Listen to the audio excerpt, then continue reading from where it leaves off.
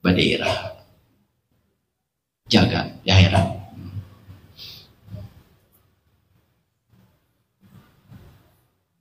Lanjut.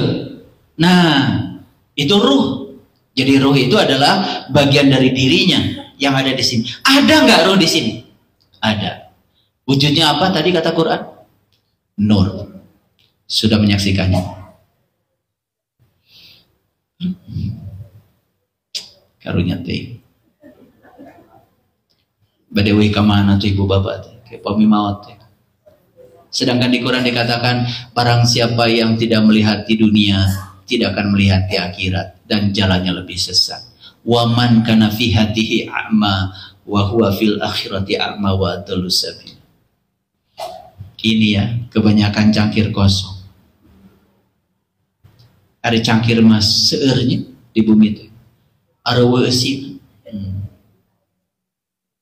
Hoyong kopi teu aya, hoyong susu teu aya cai herang-herang aja. Karunya teh. Tapi sibuk aja terus ya menuangkan cangkir kosong itu. Sombong, merasa seakan-akan sudah isi. Sekarang muncul katanya ruh dan malaikat bersaf. Apa sih malaikat? Masih ingat ya? Kan malaikat itu disuruh sujud pada Adam. Sujud? Sujud. Kenapa? Karena malaikat itu sudah mampu menyaksikan Adam bukan sebagai Adam. Yang disaksikan oleh malaikat itu isinya Adam, bukan Adamnya. Berarti malaikat itu siapa? Sebetulnya malaikat itu adalah potensi yang ada pada diri manusia yang menyebabkan manusia itu melihat apapun yang dia lihat bukan kulitnya tetapi isinya. Masuk akal nggak kalau ruh dengan malaikat di sini bersaf? Bersaf itu artinya satu garis, berada dalam satu garis lurus terhubung.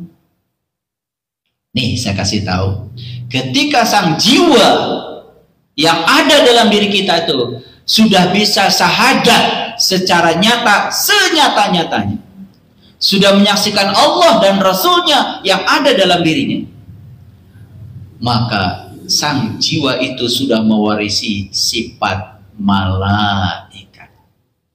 Makanya dia ketika berbicara, kemanapun aku memandang, yang terlihat cuma wajahnya. Gitu.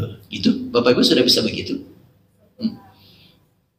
Suami yang bengal itu kelihatan siapa?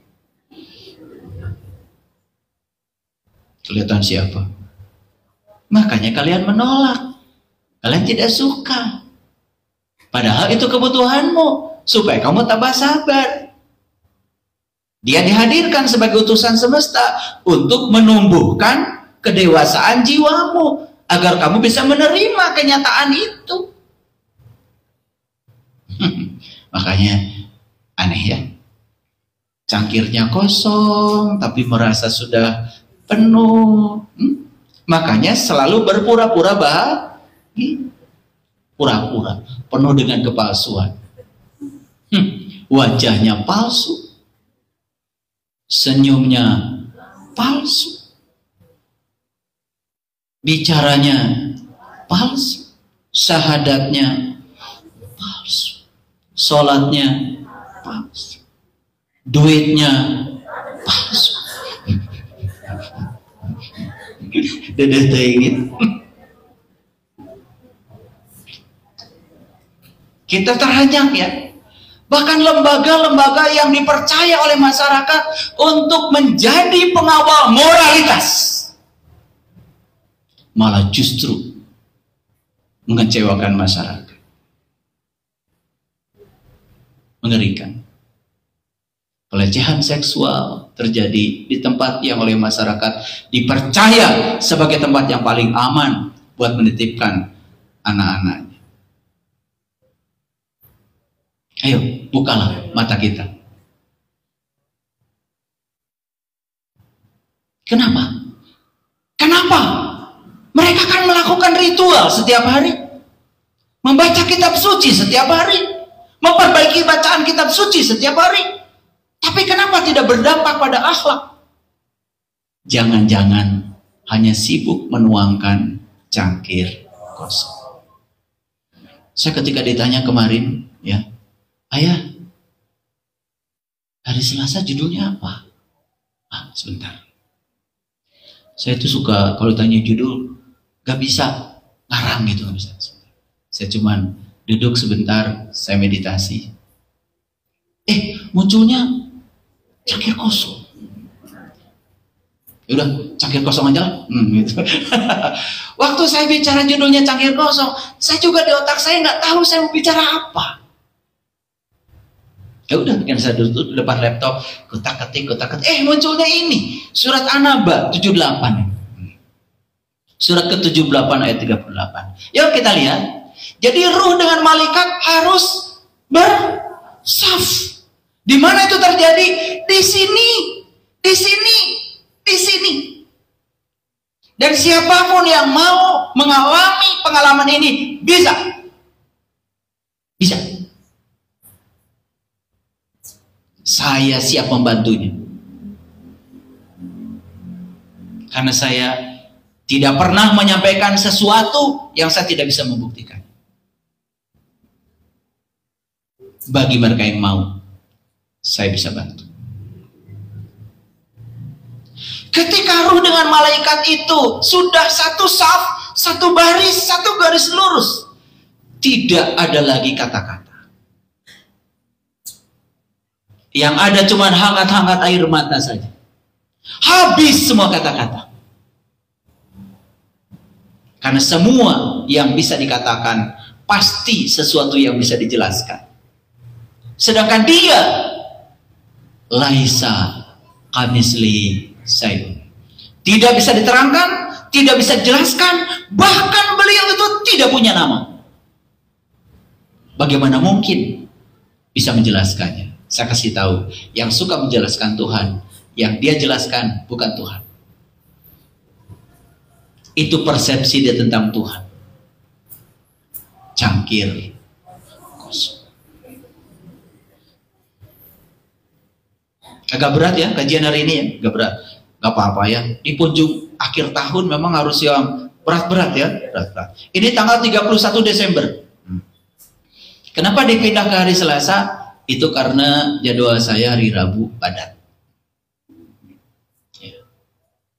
Jadi saya juga mengapresiasi kok jadwal dipindahkan banyak juga ya. Ya, alhamdulillah. Berarti sudah ada gerakan dari dalam ya. Memang begitu ya. Kalau telur pecah dari dalam pasti jadi anak ayam. Tapi kalau telur dipecahkan dari luar jadi dadar telur.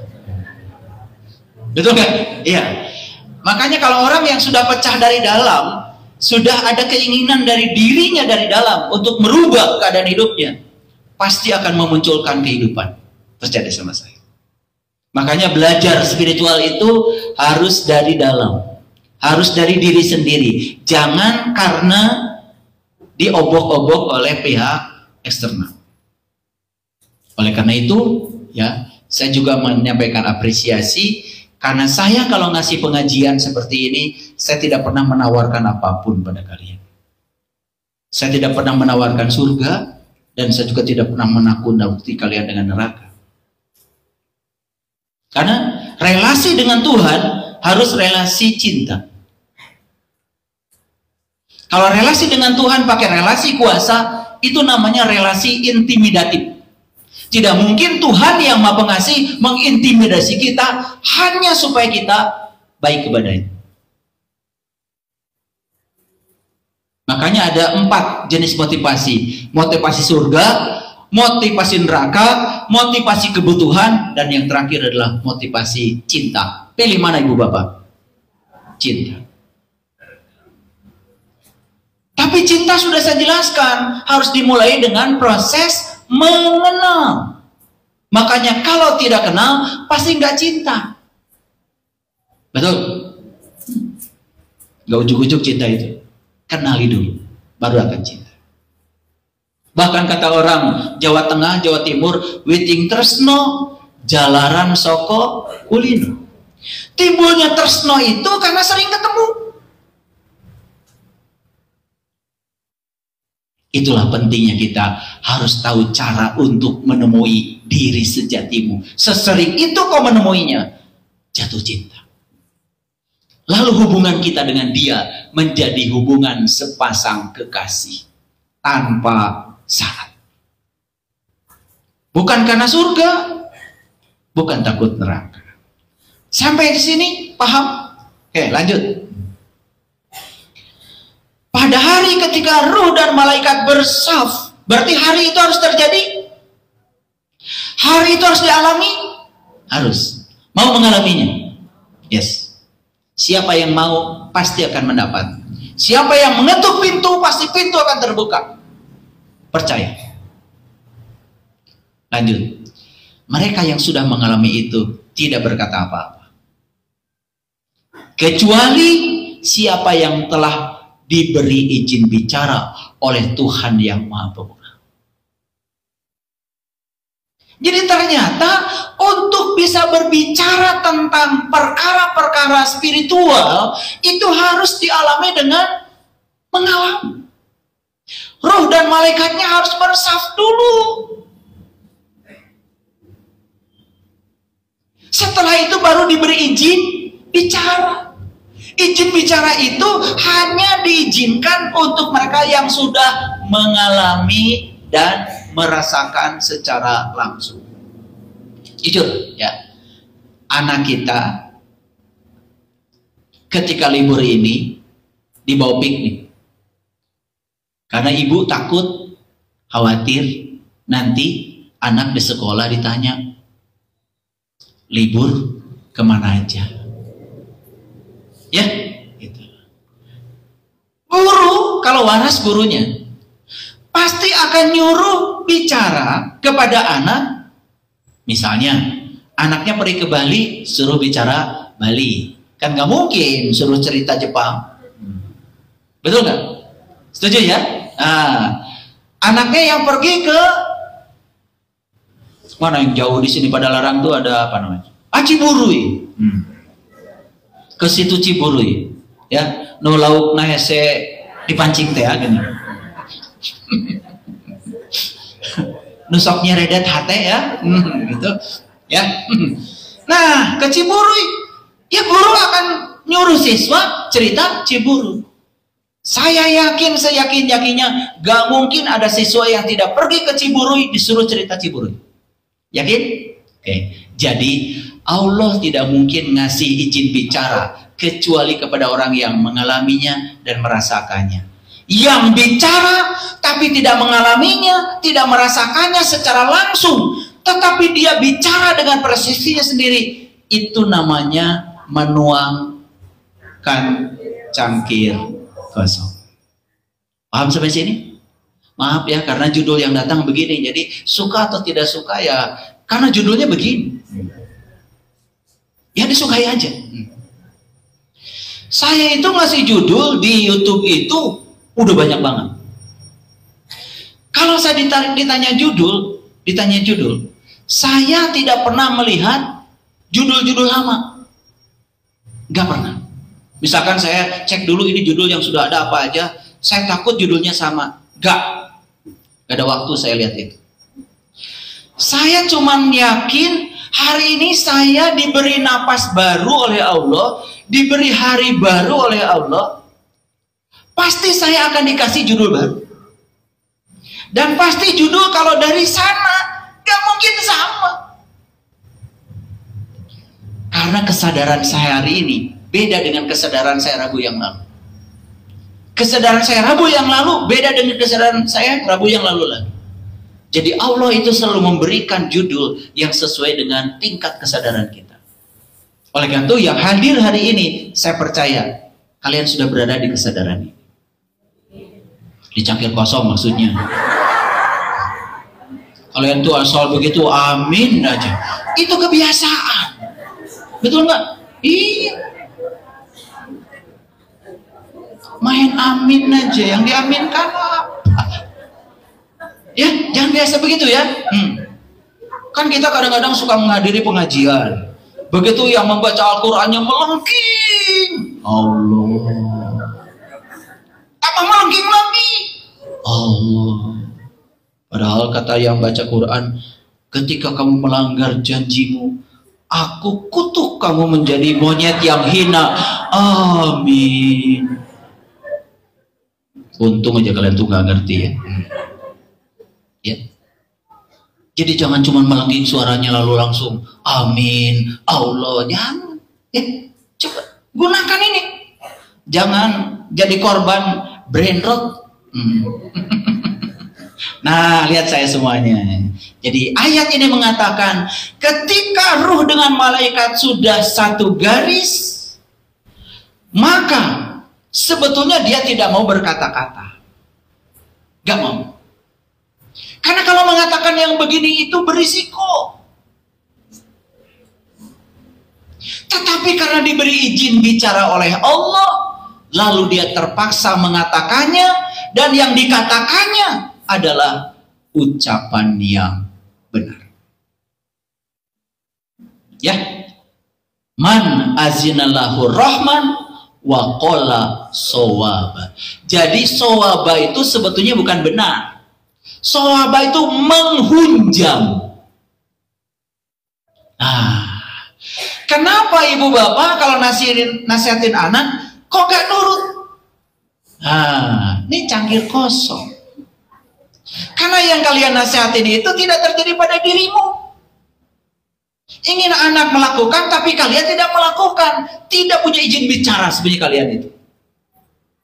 Makanya kalau mau nasihatin anak, lakukan dulu. Yang sabar ya nak, maneh heula. Ayo budak kudu sabar. Betul? Ari indung bapana pasti wae. Ini masalah. Sehingga tidak ada izin bicara. Simpulkan dulu. Jadi kalau tidak mau menuangkan cangkir kosong, apapun yang kalian lakukan, harus apapun yang kalian nasihatkan untuk mengisi orang lain, harus dimulai dari dirimu sendiri. Makanya hebat ya leluhur kita itu kalau di tanah Sunda, sing bisa nulung kanu butuh. Berarti kita harus profesional dulu, punya keahlian dulu. Mau jadi dokter lah, mau jadi dosen lah, mau jadi tentara lah, mau jadi pengusaha lah. Itu artinya nulung kanu butuh itu kamu harus menjadi seorang profesional. Dari mana mulainya? Dari dirimu. Bagaimana kamu mau menolong orang yang butuh? Kamu nanti bisa nanaon. Betul nggak? Paham? Yang kedua, nalang kamu susah. Berarti kita harus membebaskan dulu kesusahan kita. Baru bisa nalang kamu susah. Lamun urang na susah kena rek kumaha atuh nalang ka batur.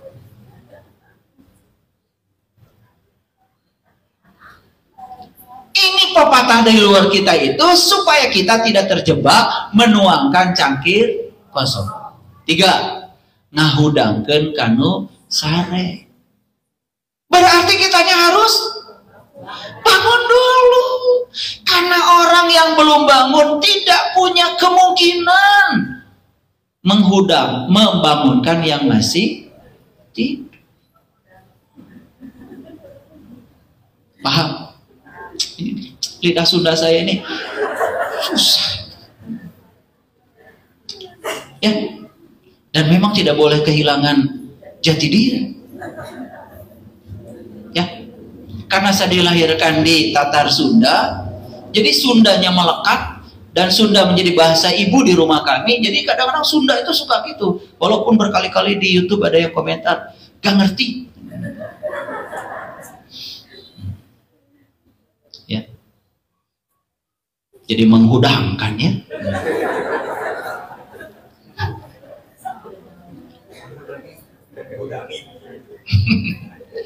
Ya. Jadi untuk bisa membangunkan orang yang masih tertidur, kita harus sudah bangun. Yang keempat, nyaangan kanu poekeun. Bagaimana kita bisa menerangi orang yang kegelapan kalau kitanya masih gelap? Nah yang lucu itu masih gelap tetapi pura-pura nyaangan kanu poe.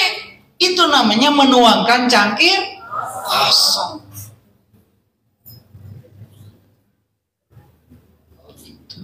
Lulusan Pildacil kayaknya itu. Pildacil itu kan disuruh ngapalin teks, apapun yang tidak dialami yang penting sampaikan. Yang penting isi ceramahnya bagus walaupun tidak dialami. Kan menurut saya itu adalah pendidikan yang keliru. Ada juga yang iseng sama saya. Ayah katanya, anaknya ayah kok tidak ikut Pildacil. Itu. Ya bisa saya kasih teks supaya menasihatin orang. Tetapi saya tidak mengajarkan pada anak saya untuk menasihati orang yang dia sendiri tidak mengalami. Bukan tidak mau jadi juara. Tidak perlu menjadi lebih baik dari siapapun. Yang penting kita menemukan versi terbaik dari diri kita. Ya, oke. Selanjutnya apa? Nepakanu poho. Bagaimana kita mesti mengingatkan yang lupa? Kita sendiri sampai sekarang belum ingat sama Allah. Itu. Yang terakhir, nganterkanu keeng, membebaskan orang yang ketakutan, yang khawatir, yang cemas. Bagaimana kita bisa mengantarkan orang lain? Kita sendiri masih banyak ketakutan dan kecemasan dalam kehidupan. Jadi kesimpulannya, leluhur kita mengajarkan nulung kanu butuh, nalang kanu susah, ngahudangkeun kanu sarenya, angan kanu paekeun, nepak kanu poho nganter kanu keeng. Supaya kamu jangan menuangkan cangkir. Clear? Oke. Baru satu ayat. Nah, kita lanjutkan dulu. An-Naba yang ke-39. Zalikal yaumul haq. Lihat saya semuanya. Itulah hari yang hak. Itulah hari yang hak, yang paling benar. Masih ingat ayat yang tadi? Itu kan, ini kan 39. Yang tadi kan 38. Pada hari ketika ruh dan malaikat bersaf. Di mana itu terjadi? Di sini. Ya. Ketika sang jiwa kembali menyaksikan Allah dan Rasulnya. Ketika sang jiwa sudah mampu melihat apapun yang dia lihat, cuma Allah. La ilaha illallah. Gak ada yang lain. Kemampuan dia memalingkan wajahnya, yang dia lihat cuma wajahnya Allah. Ketika sampai di titik itu, itulah hari yang paling penting. Itu yang disebut dengan hari kelahiran yang kedua. Itu dalam bahasa leluhur kita di tanah Parahyang disebut dengan Dwi Jati. Itu yang namanya kelahiran spiritual, kelahiran rohani, di mana ruh kita, diri sejati kita kembali ke asalnya, kembali pada kesadaran murni. Ya, sampai sini mengerti? Oke. Nah, baru ditegaskan di ayat selanjutnya, ayat yang ke-39, zalikal yaumul haq. Itulah hari yang hak, itulah hari yang benar. Saya doakan semoga Bapak Ibu mengalami hari itu. Mengalami hari itu.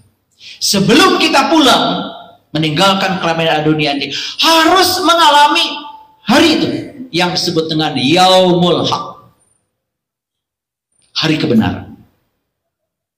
Itu yang disebut dengan hari kebangkitan. Itu yang disebut dengan hari kiamat. Kiam itu artinya bangkit. Bangkitnya jiwa kita yang tertidur panjang kembali menyadari jati dirinya. Maka barang siapa yang menghendaki tidak? Menghendaki tidak? Menghendaki nggak hari itu? Maka kata Allah, barang siapa yang menghendaki, faman sya'a, barang siapa yang menghendaki, niscaya ia akan menempuh jalan kembali kepada Tuhannya. Uwita, jati diri ini. Kapan? Di sini, saat ini, sekarang.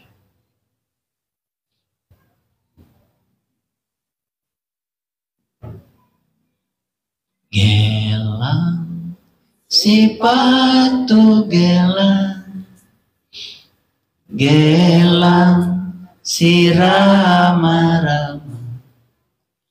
Mari pulang, marilah pulang, marilah pulang ke asal kita.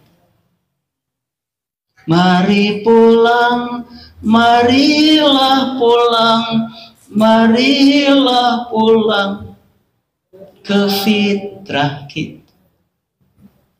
Begitu kita pulang ke asal muasal diri kita, ke sifat dasar diri kita yang sebenarnya, maka kita menjadi Adam kembali. Kan Adam terusir dari surga karena makan buah khuldi. Karena terlalu banyak makan kebohongan, Adam ini jatuh dari surga. Ketika dia sadar, selama ini yang saya santap itu adalah kebohongan demi kebohongan yang saya sudah anggap itu sebagai kebenaran. Saya tinggalkan semua kebohongan dan saya menemukan kebenaran yang sejati. Saya menemukan yaumul haq. Saya kembali ke sifat dasar asli saya. Baru. Makanya orang yang mengalami kelahiran yang kedua, wataknya dia mewarisi kodrat ilahi. Itulah yang dikatakan di lagunya Dewa 19 itu. Judulnya Satu. Aku melihat dengan matanya. Aku mendengar dengan telinganya. Aku bicara dengan lisannya. Itu namanya tahalluq bi akhlaqillah. Itu yang disebut dengan mindfulness tingkat tinggi. Hidup berkesadaran. Itu yang disebut dengan eling lan waspada. Kahartos